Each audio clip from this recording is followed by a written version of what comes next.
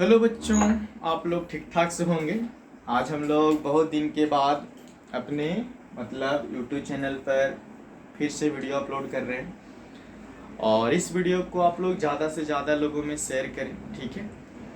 तो देखिए, हम लोग को आज पढ़ना है इसे 10 क्लास में जो पहले का सिलेबस था उसमें लोग तुलनात्मक विधि भी होता था, ठीक है। तो आज हम लोग दो चर वाले रैखिक समीकरण के मान निकालने के लिए 4 विधियों का अध्ययन करेंगे। एक तुलनात्मक, एक प्रतिस्थापन और एक विलोपन और एक होता है वर्ज गुणन बच्चों, ठीक है। तो हम लोग पहले आज बहुत बारीकी से तुलनात्मक विधि के बारे में हम लोग तुलना करेंगे। देखिए, तुलनात्मक विधि कहता क्या है कि जो दिया हुआ समीकरण रहे ना उसमें से किसी भी चीज का माने जैसे एक्स वाई, ठीक है, नहीं तो एक्स एक्स या एक्स वाई का मान पहले निकाल लें, ठीक है, और उससे हम लोग उसको हल कर देंगे।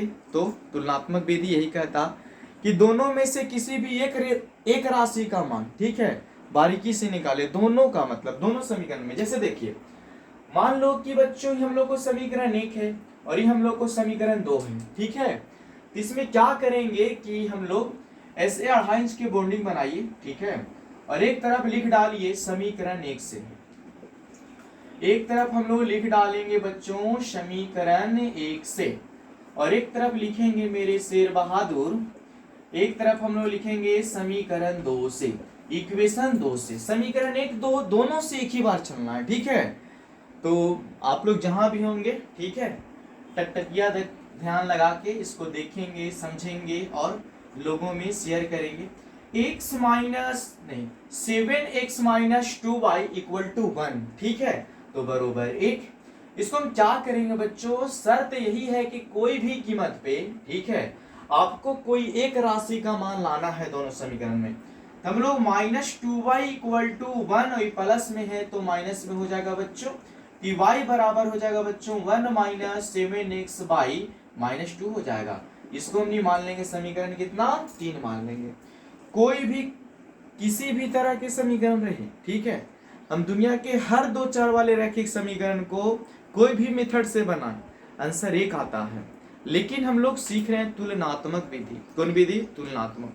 तुलनात्मक विधि कहता है कि दिए गए समीकरण में किसी भी राशि का, है ना, जिसका मन करे वो दोनों में से पहले दोनों का मान लाइए, ठीक है। तो हम लोग देखो समीकरण 1 से मान लिया है बच्चों, ठीक है, y बराबर इतना। अब इधर समीकरण 2 में देखो 3x plus 4y equal to हम लोग को इतना दिया है शेर बहादुर। ये हम लोग लिखेंगे 4y बराबर 15 माइनस हो जाएगा 3x, ये y बराबर हो जाएगा 15 माइनस हम लोग को 3x बट्टा कितना हो जाएगा 4, है ना, ये गुणा में है तो हो गया भाग में। ये हम लोग को बच गया बच्चों समीकरण 4 हो गया। समीकरण कितना हो गया? 4 हो गया, ठीक है। देखो कहा ऐसे भी जाता है लोग, ठीक है, यहाँ पे मिलता उसी को है, ठीक है, मेहनत करने वाले को बहुत कुछ मिल जाता है और सोचने वाले को सिर्फ उतना ही मिलता है जो लोग मेहनत करके, ठीक है, छोड़ देते हैं, ठीक ना। इसीलिए हमेशा अभी भी टाइम है। 2023 में अगर टॉपर बनना चाहते हैं तो मेरे इस YouTube चैनल पर कम से कम VVI और जितना भी आपको इम्पोर्टेंट बातें रहेगी वो सब बताई जाएगी, ठीक है। तो देखिए मेरे बच्चों क्या होगा अब हम लोग लिखेंगे क्या, अब हम लोग लिखेंगे यहाँ पे बच्चों समीकरण, हम लोग लिखेंगे बच्चों समीकरण 3 and 4 से, 3 and 4 से। तो देखो y बराबर यहाँ भी है, y बराबर यहाँ भी है, तो हम लोग दोनों y का मान लिख देंगे 1 minus 7x by minus 2 equal to यहाँ दिया है हम लोग को 15 माइनस 3x बट्टा 4 हम लोग को दिया है। करेंगे हम लोग कैचिया गुना, क्रॉस मल्टीप्लिकेशन, क्रॉस मल्टीप्लिकेशन करेंगे। तो इसमें इससे गुना कर देंगे तो 4 हो जाएगा और इसमें इससे गुना कर देंगे 7 के 28x हो जाएगा और 15 दूना हम लोग को हो जाएगा बच्चों माइनस 30 हो जाएगा, माइनस माइनस प्लस और 3 दूना 6x हो जाएगा, 3 दूना कितना हो जाएगा 6x हो जाएगा, ठीक है। तो हम लोग लिखेंगे शेर बहादुर माइनस 28 के 28 प्लस में इधर हो जाएगा माइनस में, ये माइनस 30 के माइनस 30 और ये प्लस में इधर हो जाएगा बच्चों हम लोग को माइनस में हो जाएगा, ठीक ठाक। कोई दिक्कत? अगर किसी भी पूरे भारत में और पूरे भारतवर्ष में जितने भी राज्य हैं, ठीक है, हम सभी जगह के बच्चों को यह बोलना चाहते हैं कि अगर आपको थोड़ा सा भी दिक्कत हो तो आप मेरे इस मतलब YouTube चैनल के कमेंट पे भर पेट कमेंट कर सकते हैं। अगर दिक्कत हो तो बिना मतलब का कोई कमेंट नहीं करना है। तो देखिए बच्चों, हम लोग क्या करेंगे कि देखो यहाँ 28 को यहाँ 6 को तो जोड़ देंगे तो हो जाएगा हम लोग को 34x, और इसको भी जोड़ देंगे तो माइनस हो जाएगा हम लोग को कितना 34। माइनस से माइनस खत्म बच्चों, 34 से 34 खत्म, तो x बराबर हम लोग का आंसर आ गया शेर बहादुर, x बराबर कितना 1, x बराबर कितना 1। अब हम लोग क्या करेंगे यहाँ पे थोड़ा सा कि कोई समीकरण में चलिए 1 में रखो, 2 में रखो, 3 में रखो, 4 में रखो, जहां मन करता है तहां रखिए। लेकिन हम लोग 10 क्लास की बात कर रहे हैं तो अब ज्यादा अच्छा रहेगा कि देखो यहाँ भी y है, यहाँ भी y है, और दोनों y का मान लाना है। तो समीकरण 3 या 4 में कोई में रख दो बच्चों, ठीक है। तो हम लोग लिख देते हैं बच्चों समीकरण, हम लोग लिख रहे हैं शेर बहादुर समीकरण 3 में, समीकरण 3 में x का मान पुट करने पर, x का मान रखने पर लाल, ठीक है। तो देखो हम लोग को दिया है y equal to 1 minus 7x बट्टा हम लोग को -2 दिया है, y बराबर 1 माइनस 7, तो हम लोग 7 के 7 लिखेंगे बच्चों, ठीक है। और x का वैल्यू लाएंगे हम लोग 1 और -2 के -2, y इक्वल टू हो जाएगा 1 माइनस 7 बाई कितना हम लोग हो जाएगा -2 हो जाएगा। तो y बराबर हो जाएगा 1 में से 7 जाएगा तो -6, नीचे बच गया -2, इससे इसको काट देंगे हम लोग 3 आ गया। मतलब हम कह सकते हैं शेर बहादुर अतः x इक्वल टू 1, ठीक है, और एंड लिखेंगे y इक्वल टू कितना हो जाएगा 3 होगा। तो देखो नियम यही कहता है कि तुलनात्मक विधि से दो चर वाले रैखिक समीकरण को हल करने में, ठीक है, आप सबसे पहले दोनों समीकरण से किसी भी राशि का, चाहे x का चाहे y का पहले मान लाएं। जब दोनों का मान आ जाए तो उसको तुल्य कर दें, मैंने तो दोनों को मतलब बराबर करके एक पक्ष दो पक्ष, और उसको जो भी है उसको हल कर दीजिए। आपको पहले x का मान आ जाएगा, चाहे पहले y का मान ले आइए, ठीक है, और फिर एगो को वैल्यू कोई 3 या 4 में बैठा दीजिए, तो आपको आराम से किसी भी तरह के समीकरण 10 क्लास के रहेगा हम उसको बना सकते हैं, बना सकते हैं, और किसी को बता भी सकते हैं। ये मेथड बहुत ही अच्छा है, ठीक है। इस मेथड से आप 10 क्लास का हर समीकरण को सोल्व कर सकते हैं। आपको ग्राफ बनाने में भी आसानी होगा बच्चों। तो अभी हम ये ग्राफ नहीं बता रहे, अभी हम लोग मेथड बता रहे हैं कि कौन कौन चलेगा, ठीक है। तो हम लोग का नाम है तुलनात्मक विधि, हम लोग चल रहे हैं, और तुलनात्मक विधि एक ऐसा विधि है बच्चों जो सबसे आसान लगता है हम लोग को बनाने में, ठीक ना, बहुत आसान लगता है हम लोग को इसको बताने में, तुलनात्मक विधि को। तो आप लोग इस वीडियो को, इस मेथड को आप ज्यादा से ज्यादा लोगों में, ठीक है, आप मैंने फैलाएंगे। अपने फायदा होने से लोग का थोड़ी ना भविष्य बदल सकता है। अब जब तक दूसरा का भला नहीं चाहिएगा तब तक आपका भला हो ही नहीं सकता।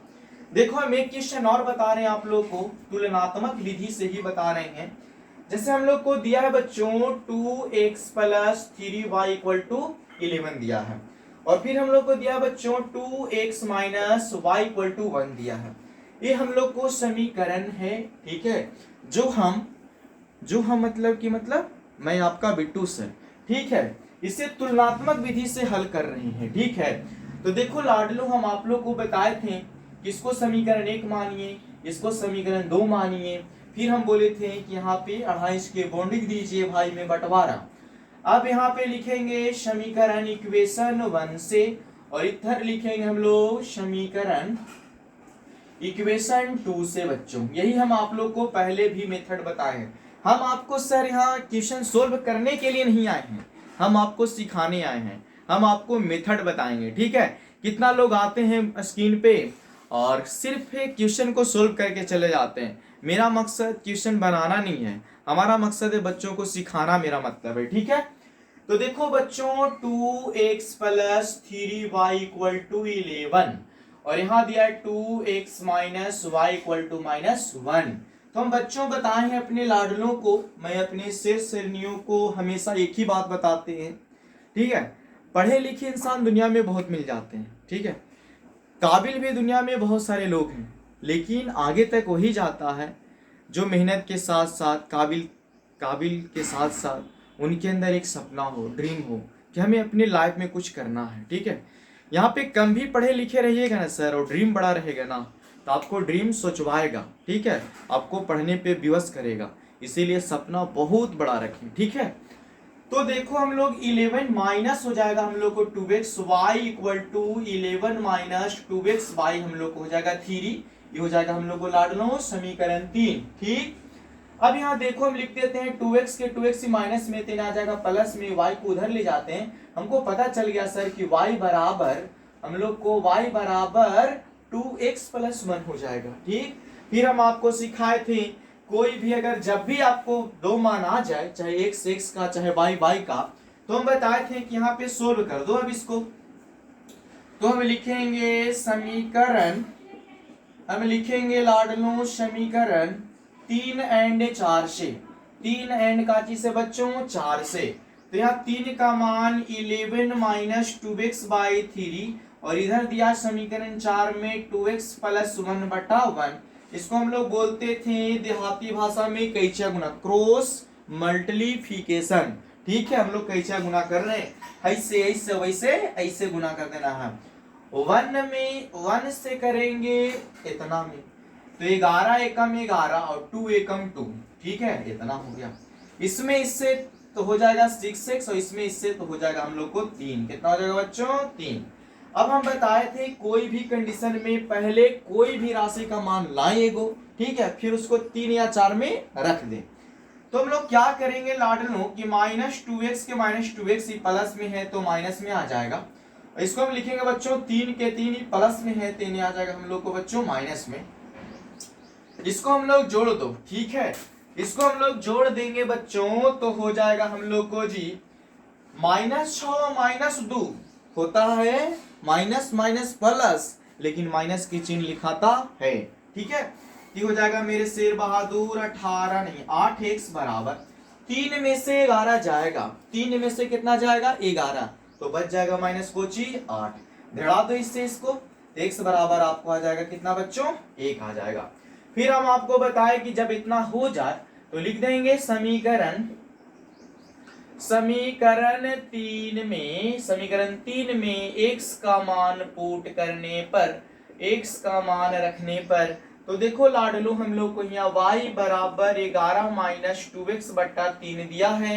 y बराबर 11 माइनस 2 गुणने हम लोग x का मान कितना बोलो बोलो बोलो कितना 1, x का वैल्यू कितना लाए हैं 1, तो मान कितना पुट करेंगे x की जगह 1/3।